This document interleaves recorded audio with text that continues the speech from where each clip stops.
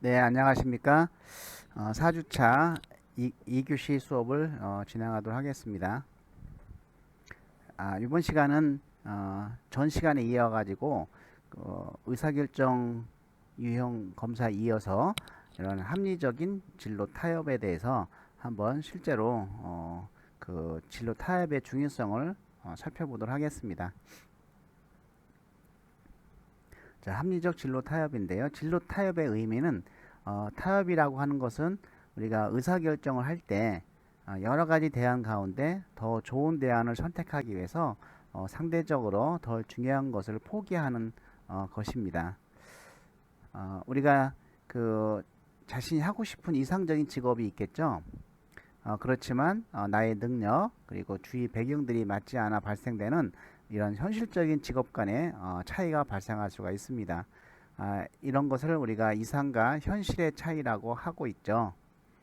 이러한 차이를 최대한 좁히고 미래에 발전 가능한 방향으로 갈 수 있도록 진로를 스스로 결정할 수 있어야 합니다.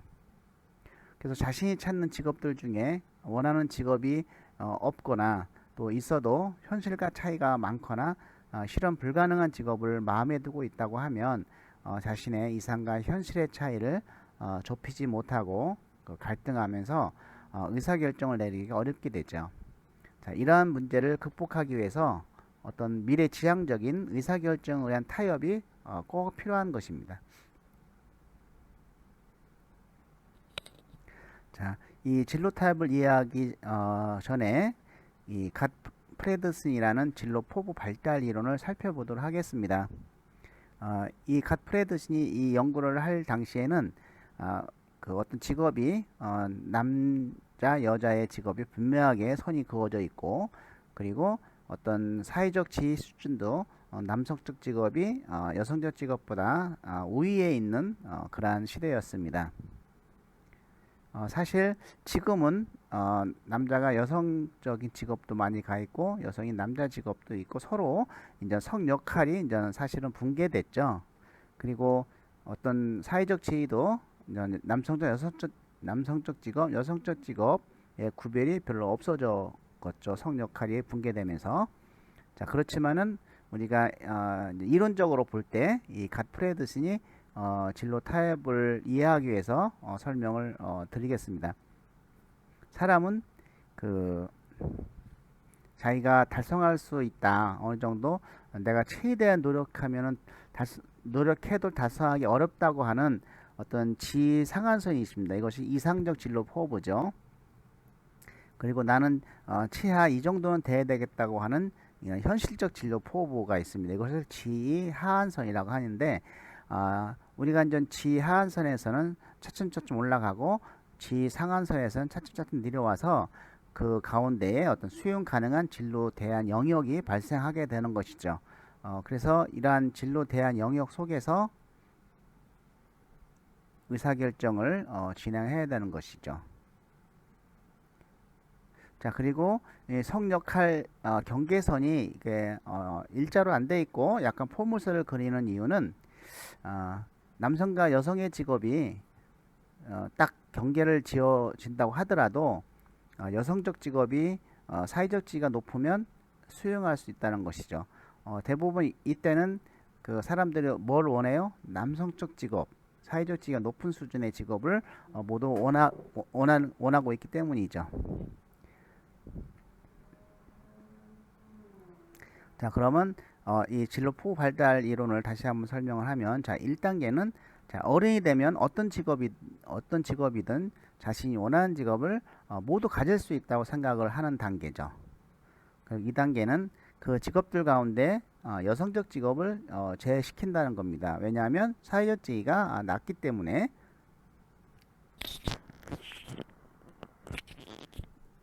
즉 성역할 경계선이라고 하는 세로 줄을 그어서 그 선보다 왼쪽에 있는 직업만을 꿈꾼다는 것이죠. 3단계는 이런 지위면에서 있어서도 이 정도 지위는 내가 아무리 열심히 해도 못할 것 같다라고 하는 지위 상한선과 그래도 치하 이 정도 직업은 가져야지 하는 지위 하한선을 가로로 그리게 되는 것이죠.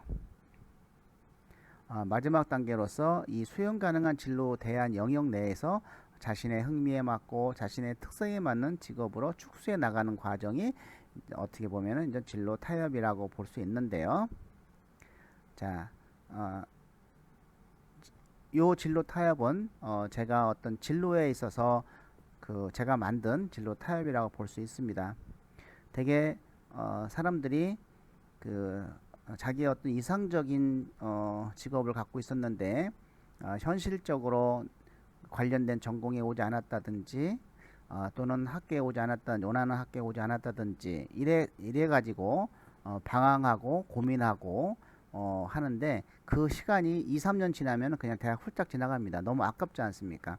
그래서 그런 걸 모두 다 받아들이려는 거죠. 지금부터는 그러한 현실을 내가 받아들이고 한번 타협을 하는 겁니다.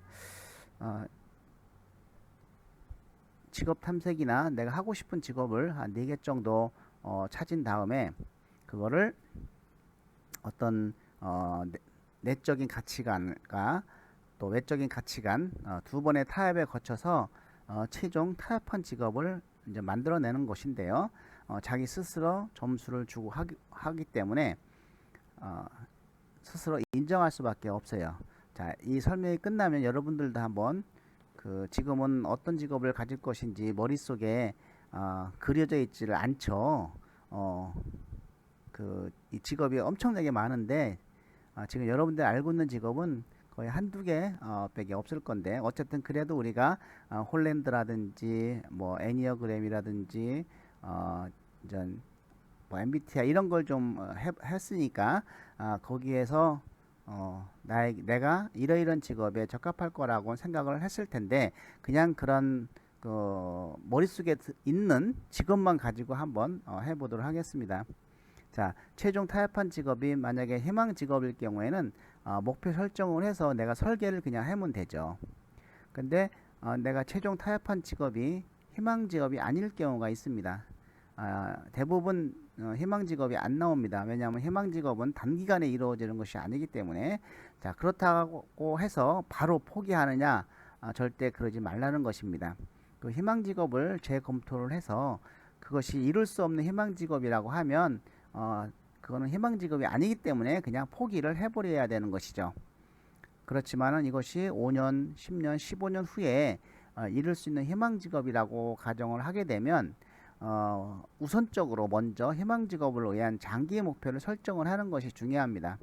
이러한 희망 직업을 위한 장기 목표를 설정을 하고 그리고 나서 최종 타협한 직업에 대한 단기 목표를 설정을 해서 이 디딤돌로 형태로 올라가서 내가 현재는 A란 직업을 갖고 있지만은 내가 진짜 원하는 B 직업을 어떻게 내가 노력하면 될 것인지를 머릿속에 그리고 나면 마음이 편해지지 않을까요?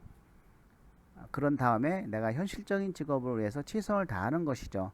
그리고 현실적인 직업이 되면 그걸 디딤돌로 삼아서 자기 개발 통해 또 커리어 리더십을 통해서 점차적으로 자기의 희망적인 목표를 향해 갈 수가 있는 것입니다.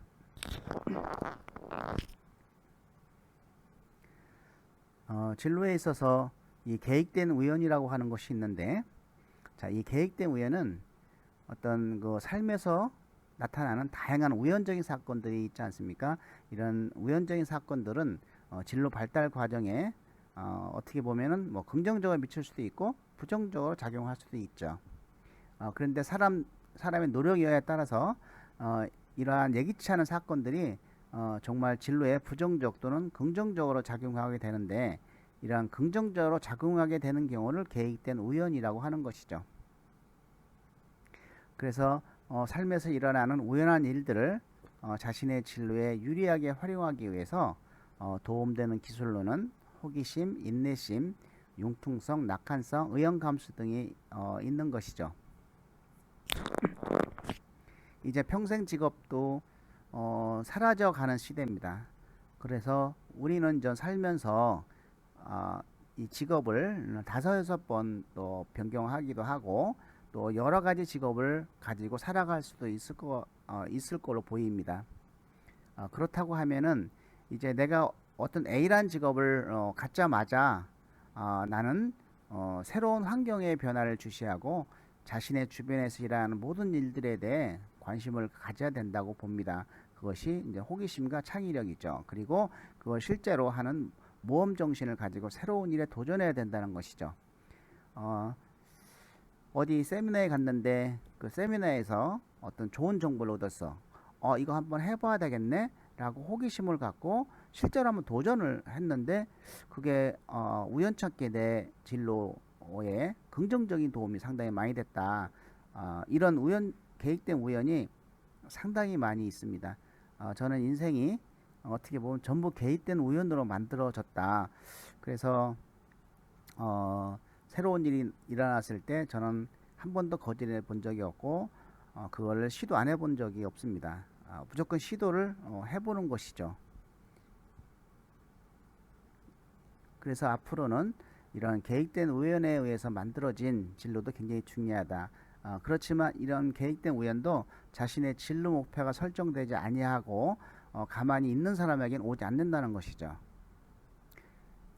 자신이 하고자 하는 일에 목표를 세우고 그 목표를 향해서 열심히 뛰면서 갈 때 주위에 관련된 사건들이 여러분들에게 오는 것이지, 그러면 그러한 여러분들에게 주어지는 그러한 사건들을 내가 관심을 갖고 하나라도 소홀히 하지 않고 관여를 하게 되면 반드시 좋은 계획된 우연의 진로가 올 수 있을 것입니다.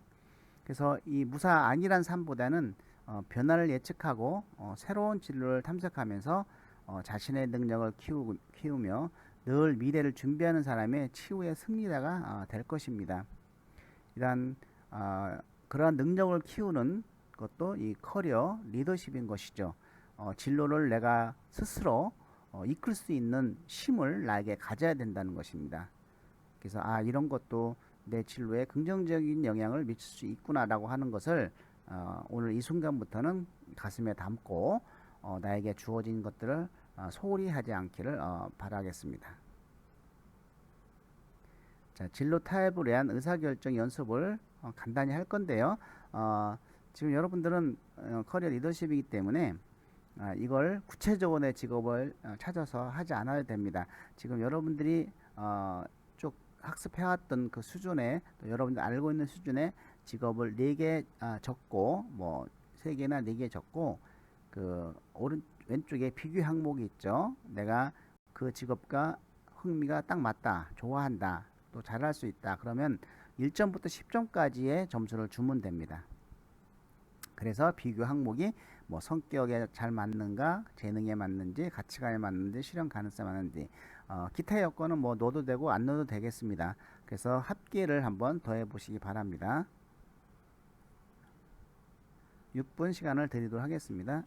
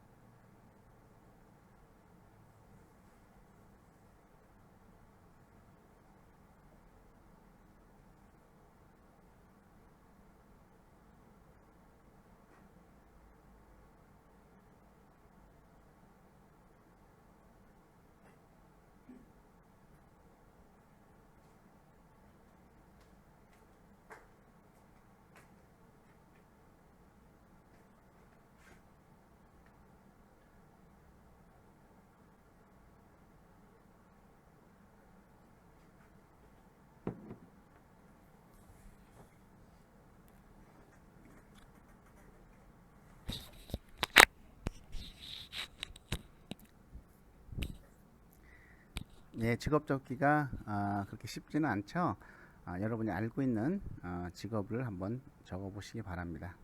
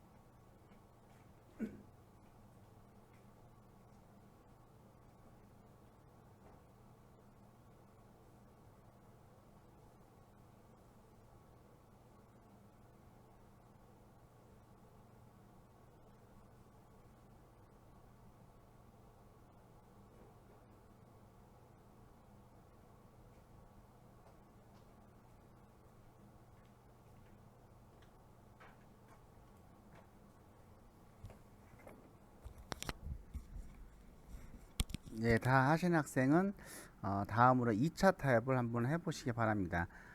의회 활동에서 1, 2의 직업을 가지고 있는 다른 직업적 환경을 가지고 분석해 보자라는 것이죠.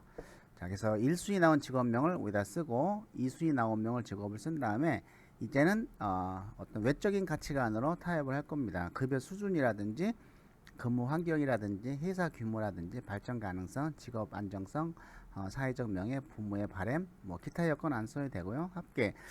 그래서 1, 2 나온 점수를 직업명을 쓴 다음에 똑같이 1점부터 10점까지의 한번 타협을 해보시기 바랍니다.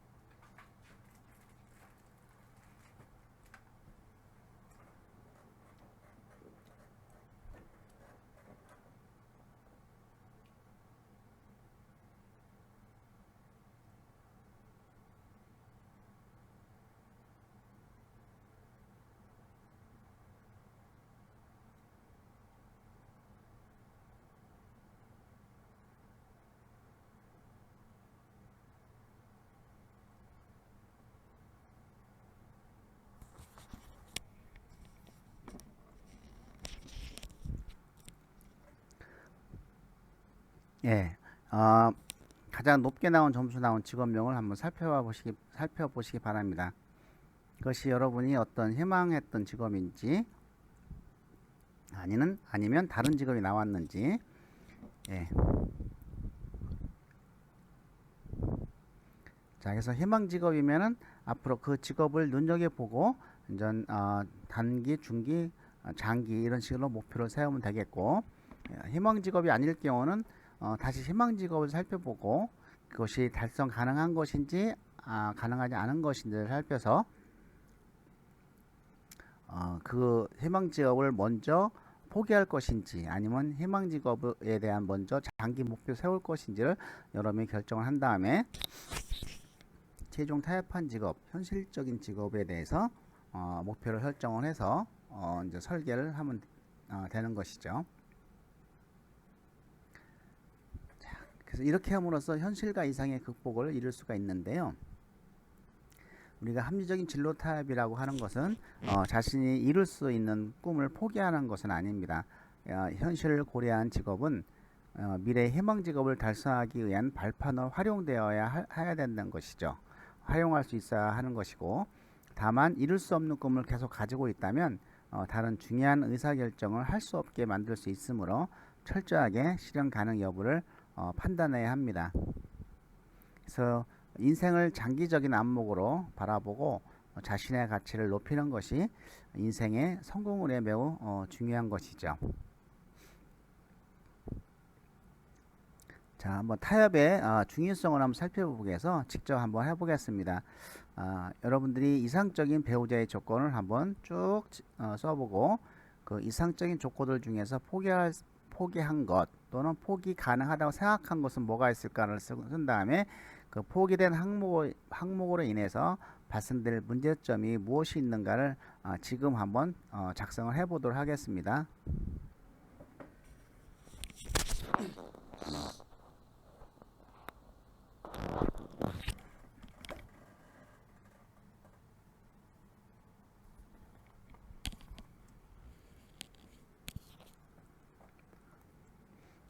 네, 아마 여러분들이 생각하고 있는 이상적인 배우자의 조건가 굉장히 많을 수도 있고 뭐 단순할 수도 있지만 누구나 다 가지고 있겠죠.